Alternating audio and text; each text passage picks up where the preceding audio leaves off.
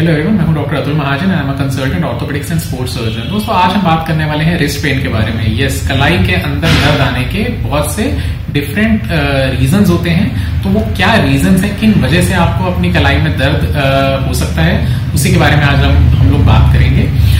Wrist pen बहुत common है, बहुत से कारण होते हैं जिसकी वजह से रिस्ट पेन में पेशेंट परेशान होते हैं। Correct identification of that problem actually solves that problem. So आज का टॉपिक शुरू करते हैं। डिफरेंट कॉजेज मैं आपको बताने वाला हूं, क्या कॉमन कॉजेज होते हैं जिसकी वजह से आपको रिस्ट में पेन हो सकता है, उनको कैसे पकड़ते हैं हम लोग, कैसे उसको डायग्नोज करते हैं, क्या डिफरेंट ट्रीटमेंट मोडालिटीज अवेलेबल हैं, कैसे उसको ट्रीट करना है, उसी के बारे में आज बात करेंगे। चलिए शुरू करते हैं।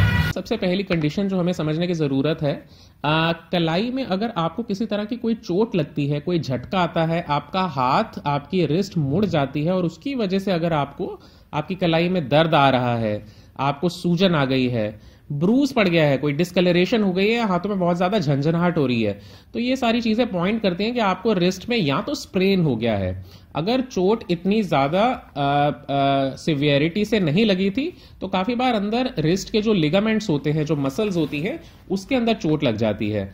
लेकिन अगर वही सिवियरिटी बहुत ज्यादा थी, चोट बहुत जोर से लगी या बहुत ज्यादा जोर से गिरे हैं, काफी बार गिरते वक्त आप अपने हाथों के बल गिरते हैं और अगर वो इम्पैक्ट बहुत तेज होता है तो कभी कभी अंदर रिस्ट के जो हड्डियां होती हैं उसके अंदर भी कोई क्रैक आ सकता है, वहां पे फ्रैक्चर हो सकता है।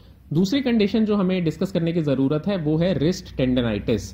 रिस्ट टेंडनाइटिस में यूजुअली पेन शुरू हो जाएगा, दर्द आएगा। ये दर्द इतना ज्यादा सिवियर नहीं होता, लेकिन ये स्पेसिफिकली किसी भी काम करने के वक्त आपको ज्यादा दिक्कत होगी। आप जब रेस्ट पे बैठे हैं तो उतना पेन नहीं होगा, लेकिन जब आप कोई काम करने की कोशिश करोगे रिस्ट का जिसमें यूज है तो उसमें पेन होना शुरू हो जाएगा।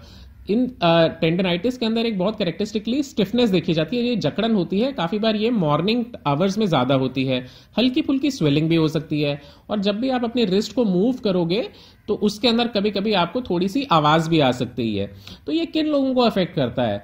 देखिए, अगर आप ऐसा कोई भी काम करते हैं जिसमें रिपीटेटिव एक्शन हो रहा है, वो काम आप बार बार करते हैं, जैसे आप टाइपिंग करते हैं, आप स्विंग करते हैं, आप ऐसा कोई काम कर रहे हैं, जो लोग मशीनों के साथ बहुत ज्यादा काम करते हैं, जैसे मैकेनिक्स हो गए जिनको पेचकस का बहुत ज्यादा यूज करना होता है।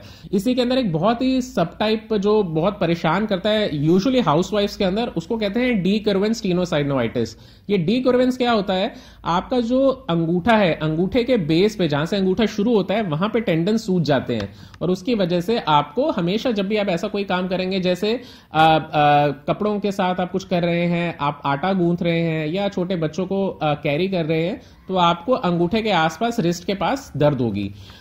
तीसरी कंडीशन जो बहुत इंपॉर्टेंट है वो हमें डिस्कस करनी है, कार्पल टनल सिंड्रोम। जी, कार्पल टनल सिंड्रोम में क्या हो रहा है? कार्पल टनल सिंड्रोम में मीडियन नर्व, जो एक नस है जो आपके हाथ में कलाई के इस वोलर एस्पेक्ट पे जाती है, उसके अंदर कंप्रेशन आ जाता है और ये वाली पेन यूजुअली लेडीज में देखी जाती है, 30 से 50 में बहुत ज्यादा कॉमन है। इस पेन का कैरेक्टरिस्टिक ये होता है कि ये रात को बहुत ज्यादा हो, तो आपकी जो नस है जब वो दबती है उसके अंदर सेंसरी डिस्फंक्शन शुरू हो जाएगा। सेंसरी डिस्फंक्शन का मतलब ये होता है आपको हाथों में, स्पेशली आपके अंगूठे और पहली 2 उंगलियों के अंदर भारीपन आ सकता है, सुन्नपन आ सकता है, खिंचाव पड़ सकता है, बहुत ज्यादा झंझनाहट हो सकती है। ऐसा लगेगा कि जैसे इस एरिया में आपको सुइयां चुभ रही हैं, करंट आ रहा है। ये हमें सिग्निफाई करता है कि हमें शायद कार्पल टनल सिंड्रोम के फीचर्स शुरू हो गए हैं। किन लोगों में ये बहुत कॉमन है? देखिए, ये यूजुअली डायबिटिक्स के अंदर या वो लोग जिनको थायराइड डिसऑर्डर्स है उनके अंदर काफी बार देखा जाता है। काफी बार लेडीज में प्रेगनेंसी के टाइम पे ये वाली दिक्कतें अफेक्ट कर सकती हैं। एक और कंडीशन होती है जो लोगों को काफी बार प्रॉब्लम करती है, वो होते हैं गैंग्लियोनिक सिस्ट। आपने देखा होगा काफी बार आपको आपके कलाई के डोर्सल एस्पेक्ट पे, बाहर वाले पार्ट पे छोटे छोटे गिल्टी सी या गांठ सी होने लग जाएगी जो आराम से कंप्रेसिबल होती है। अब ये गैंग्लियोनिक सिस्ट बेनाइन है, ये यूजुअली कुछ अफेक्ट करता नहीं है, कॉस्मेटिकली दिखने में अच्छा नहीं लगता, तो काफी बार हम लोग इसे एस्पिरेट कर देते हैं। प्रॉब्लम तब होती है कि अगर ये गैंग्लियोनिक सिस्ट पेनफुल हो जाए और अगर ये गैंग्लियोनिक सिस्ट में दर्द आने लग जाता है तो काफी बार आपका जो रिस्ट का मोशन है वो भी अफेक्ट होता है। तो इस गैंग्लियोनिक सिस्ट की वजह से भी आपको रिस्ट में पेन हो सकती है। दूसरी कंडीशंस जो रिस्ट पेन कर सकती हैं वो होती हैं आर्थराइटिस। आर्थराइटिस किसी भी जोड़ का हो सकता है। तो अगर आपको आपके कलाई के जो जॉइंट्स हैं उनके अंदर गठिया शुरू हो गया है, देखिए ऑस्टियो आर्थराइटिस भी हो सकता है, लेकिन वो काफी अनकॉमन है बिकॉज ये वेट बियरिंग जॉइंट नहीं है। तो ऑस्टियो आर्थराइटिस का मेन कारण होता है कि अगर आपको कभी आपकी कलाई में पुरानी कोई चोट लगी थी और वो ढंग से मैनेज नहीं की थी तो उसकी वजह से आपका जोड़ खराब हो जाएगा। रूमेटॉइड आर्थराइटिस की वजह से अगर आपको कलाई में दर्द हो रहा है, ये काफी कॉमन है और लेडीज में स्पेशली देखा जाता है। तो अगर आपको गठिया बाई की शिकायत है और उसने आपका रिस्ट जॉइंट खराब करना शुरू कर दिया है तो उसकी वजह से भी आपको रिस्ट में पेन आ सकता है।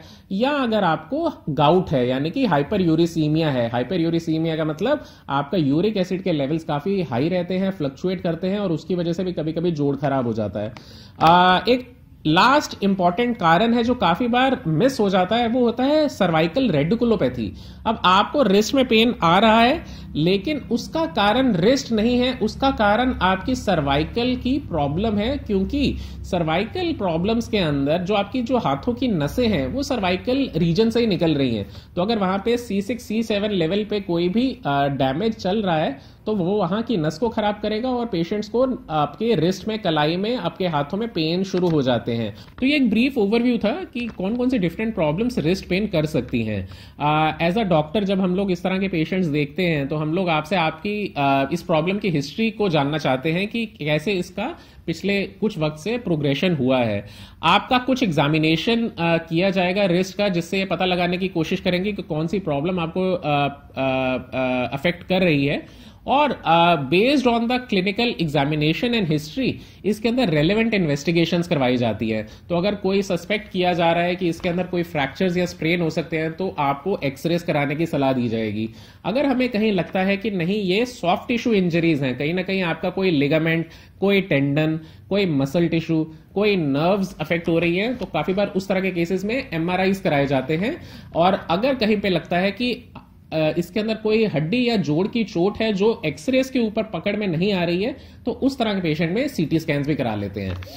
अगर हमें लगता है कि कहीं ना कहीं पेशेंट की मीडियन नर्व कंप्रेशन हो रहा है, कार्पल टनल सिंड्रोम हो रहा है, तो उस तरह के पेशेंट्स में नर्व कंडक्शन स्टडीज कराने की सलाह दी जाती है। तो बहुत सारी इन्वेस्टिगेशंस होती हैं, अननेसेसरी इन्वेस्टिगेशंस के बजाय कहीं ना कहीं स्पेसिफिक इन्वेस्टिगेशंस बेस्ड ऑन आपके फीचर्स, आपके सिम्टम्स, आपकी एग्जामिनेशन फाइंडिंग्स के हिसाब से कराने चाहिए।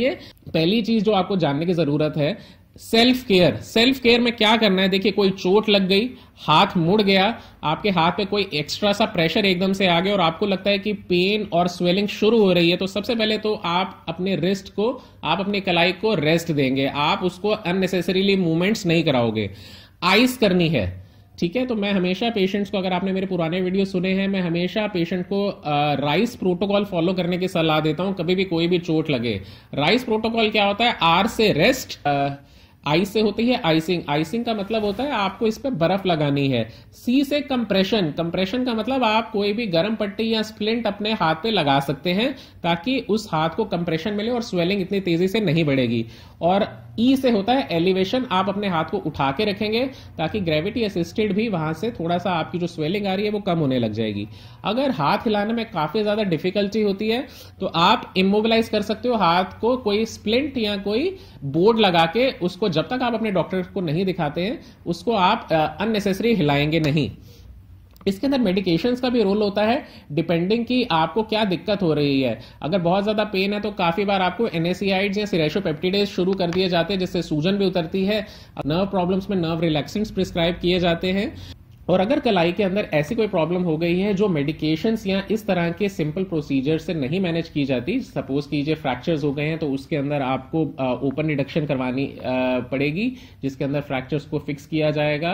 कार्पल टनल सिंड्रोम हो रहा है और अगर उसके अंदर काफी सिवियरली वो नस दब गई है तो उसको कार्पल टनल रिलीज से मैनेज किया जाता है। अगर जॉइंट्स बहुत ज्यादा खराब हो गए हैं तो उसके अंदर काफी बार हम लोग जॉइंट्स की आर्थोडिसिस तक करनी पड़ जाती है। बेस्ड ऑन आपकी परेशानी कितनी ज्यादा है, कितनी लंबी है, कितने दिनों तक नजरअंदाज की गई है, तो उस हिसाब से आपका ट्रीटमेंट इसमें initially just simple self care measures से और उसके बाद medications plus minus injections plus minus surgery, इस तरह से इसमें धीरे धीरे स्टेप अप किया जाता है।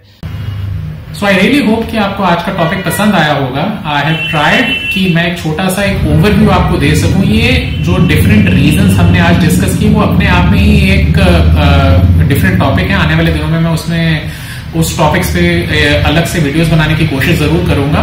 सो आई रियली होप कि आपको आज का टॉपिक पसंद आया होगा। अगर अच्छा लगा है give it a thumbs up, share कीजिएगा अपने नियर एंड डियर वंस के साथ और हमारे चैनल को जरूर सब्सक्राइब करिएगा ताकि हम लोग ऐसे ही अच्छे वीडियोस आपके लिए क्रिएट करते रहें। Thank you so much.